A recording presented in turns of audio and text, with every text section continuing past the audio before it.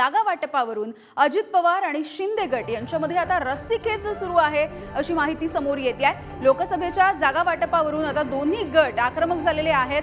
शिंदे गटाच्या एवढ्या जागांसाठी आता अजित पवार गट सुद्धा आग्रही झालेला दिसतोय। त्यामुळे लोकसभेच्या दृष्टीने जागा वाटपाच्या मुद्द्यावर हे दोन्ही गट आता तडजोड करणार का हे बघणं सुद्धा महत्त्वाचं आहे। जागा वाटपावर शहांच्या दरबारी काही तोडगा निघू शकतो का हे बघणं सुद्धा महत्त्वाचं असेल।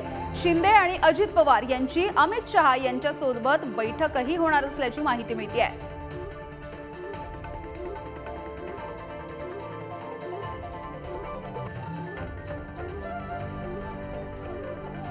तर जितक्या जागा शिंदे गटाला देणार तितक्याच जागा आम्हाला द्या अशी सुद्धा मागणी केली जाते।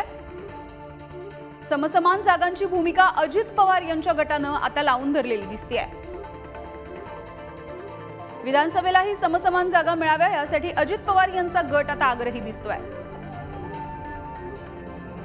तर शिंदे गटाचे जेवढे आमदार तेवढेच आमदार आमचेही आहेत असं छगन भुजबळ यांनी म्हटलंय। आकडेवारीचा विचार करता आम्हाला समान जागा मिळायला हव्यात असंही भुजबळ म्हणतात। तर शिवसेनेनं मागच्या वेळी जिंकलेल्या 18 जागांसाठी आता शिंदे गट आग्रही आहे। आणि या सगळ्याविषयी बोलूयात आमचे प्रतिनिधी अजय माने सध्या आपल्या सोबत आहेत। अजय, काय नेमकी माहिती आहे जागा वाटपाच्या तिढ्यावरून, एकूणच या प्रश्नावरून आता काहीशा कुरबुरी दिसत आहेत महायुतीमध्ये?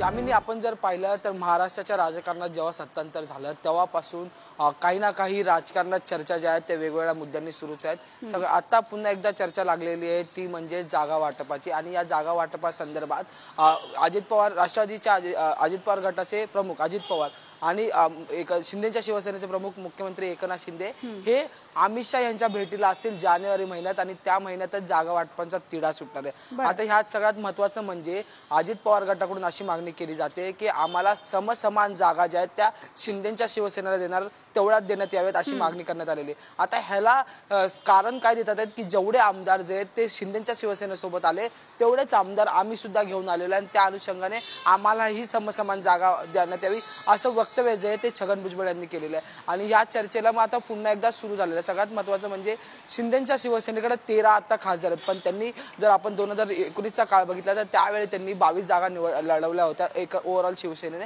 आणि 18 जागांवर त्यांना विजय मिळाला होता। आणि राष्ट्रवादीच्या अजितदादा गटाकडे 4च खासदार आहेत, राष्ट्रवादीचे 4च खासदार निवडून आले होते। आणि त्या अनुषंगाने जर पाहिलं तर 13 आणि 4 हा डिफरन्सेस खूप मोठा आणि आता राष्ट्रवादीकडे एकच खासदार आहे, त्यामुळे त्यांना समसमान जागा मिळणार का हे पाहणं महत्त्वाचं ठरणार आहे। अगदी अजय, त्यामुळे जागा वाटपाचा हा तिढा लवकरात लवकर सुटतो का हे बघणं महत्त्वाचं आहे।